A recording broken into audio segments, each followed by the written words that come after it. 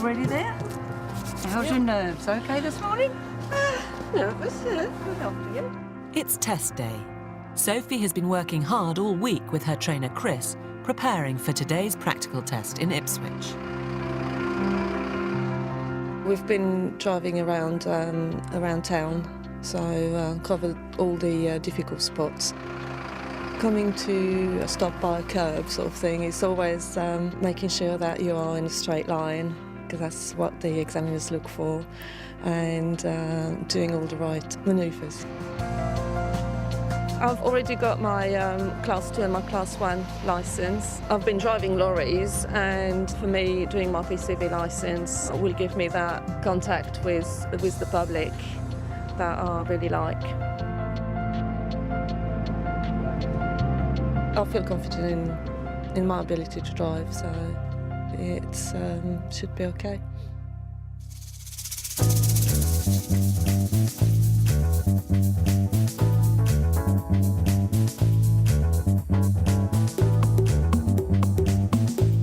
Here we go, we're at the test centre. I'm about to take my test. I'm confident but very, very nervous. Mrs. Healis. In the waiting room, we sign up, ask for the candidate's details, licence, we do a licence check, we do a theory test check. If the candidate so wishes, they can have their trainer accompany them for the full test, but it's down to the candidate if they wish that to happen. See you later. Bye. We go out to the Virtual, we take details of the Virtual, i.e. the registration, and then we do 5 tell me, show me, and 3 Virtual safety checks. Right, Sophie, I've got some safety questions to ask you now. Can you identify where you check the engine oil level? Yes.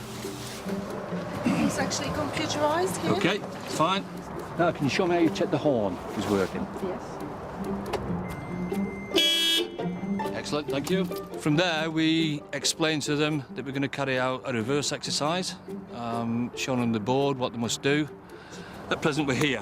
When I ask you, I want you to drive forward and stop so the extreme front of your vehicle is level with, and in between the 2 cones shown here is NA1. What we're looking for there is good control and also all-round observation.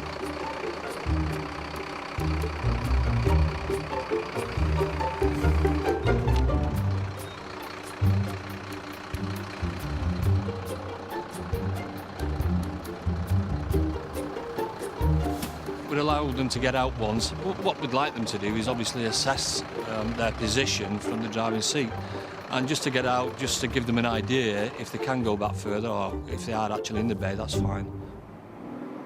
The next manoeuvre is the braking exercise. Sophie must reach 20 miles per hour and stop at the 2 cones. What we're looking for there is that they stop under control, don't skid and so forth, and stop as quickly as they can.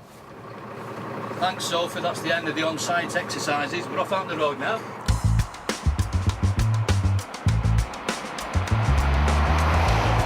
We'll be out for approximately an hour. That's an hour's drive on road.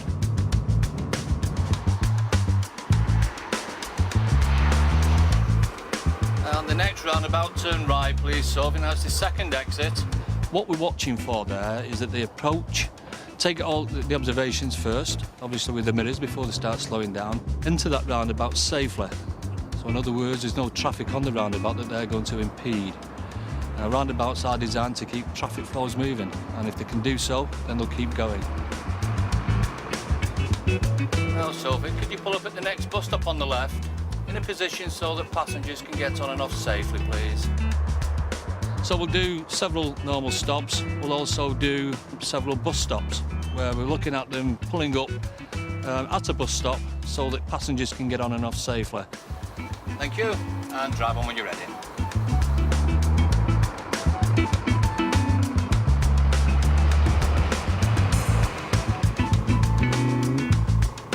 We also do what we call an angle start, where we ask the candidate to pull up behind a stationary vehicle, leaving enough space for them to move away.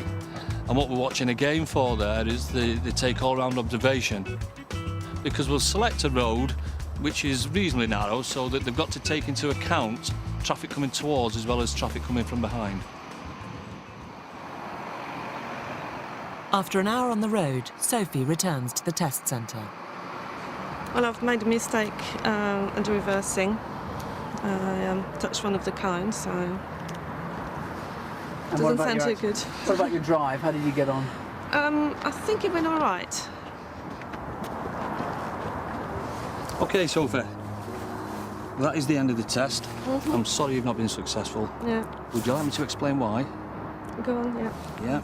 Unfortunately, at the beginning of the test, she got herself a little bit close to the cone, realised that she had to take a shunt, but unfortunately she put far too much steering on, and with the rear end sweep, it knocked the cone over, unfortunately. Apart from the reverse, there was only 4 driving faults. No. Okay.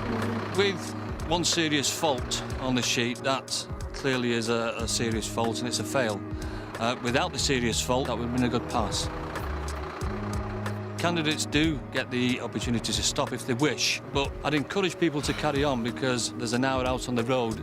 There could be elements within that drive that they need to know if there are any problems that they need to brush up on next time they come for a driving test. So continue with the drive.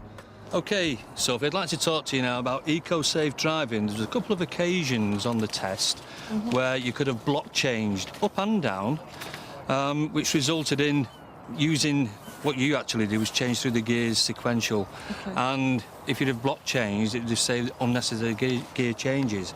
Also, there was a couple of junctions, roundabouts in fact, that you came to that if you'd have planned it better, you could have fitted into the traffic without having to stop.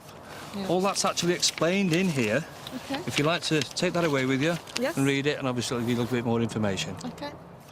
Candidates get stressed on the day of the test, but if they've had the training which takes them above what is required for the PCV test, they'll feel confident to go through, and even if they make mistakes, they'll still pass.